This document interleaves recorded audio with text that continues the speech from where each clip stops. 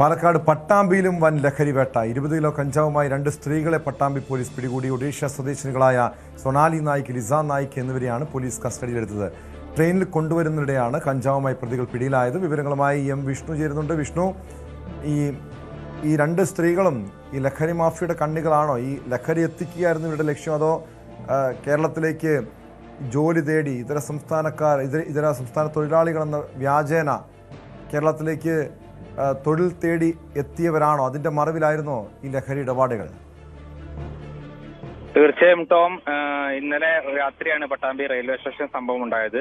രഹസ്യമെടുത്ത് തുറന്ന് പട്ടാമ്പി പോലീസും ജില്ലാ ലഹരി വിരുദ്ധ സ്ക്വാഡും ചേർന്ന് നടത്തിയ പരിശോധനയിലാണ് ഇവരെ പ്ലാറ്റ്ഫോമിൽ നിന്നും കണ്ടെത്തിയത്. സംശയാസ്പദമായി കണ്ട സാഹചര്യത്തിൽ ഇവരുടെ ബാഗ് പരിശോധിക്കുകയും തുടർന്ന് ബാഗിൽ നിന്നും കഞ്ചാവ് കണ്ടെത്തുകയുമായിരുന്നു. 20 കിലോ കഞ്ചാവാണ് കണ്ടെത്തിയത്. ഒഡീഷ സ്വദേശികളായ സൊണാലി നായിക്, ലിസ നായിക് എന്നിവരിൽ നിന്നാണ് ഇവർ പിടികൂടിയത്. ഇവരെ രാത്രി തന്നെ പോലീസ് കസ്റ്റഡിയിൽ എടുത്തിട്ടുണ്ട്. നിലവിൽ ഇവരെ ചോദ്യം ചെയ്തു വരികയാണ്. ഇവർ ഇതര സംസ്ഥാന തൊഴിലാളികളാണ്, പട്ടാമ്പി കേന്ദ്രീകരിച്ച് പ്രവർത്തിക്കുന്നവർ. പട്ടാമ്പി കേന്ദ്രീകരിച്ച് വലിയൊരു ഇതര സംസ്ഥാന തൊഴിലാളികളുടെ ക്യാമ്പ് തന്നെയുണ്ട് പട്ടാമ്പി കേന്ദ്രീകരിച്ച് പെരുമ്പാവൂർ പോലെയൊക്കെ തന്നെയുള്ളത്. നിരവധി ലഹരി പിടികൂടുന്ന സാഹചര്യങ്ങളും മുൻപ് ഉണ്ടായിട്ടുണ്ട് ഈ ക്യാമ്പുകളിൽ നിന്നും.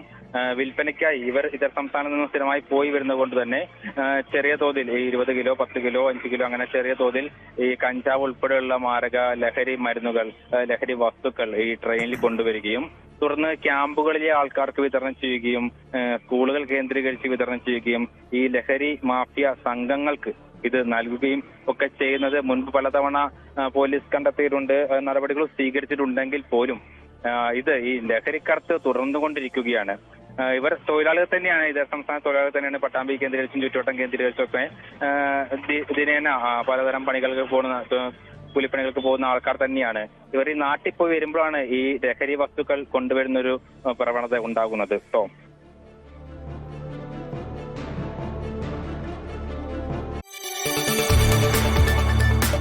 കൂടുതൽ വാർത്തകൾക്ക് news 18 Keralam YouTube channel subscribe ചെയ്യുക.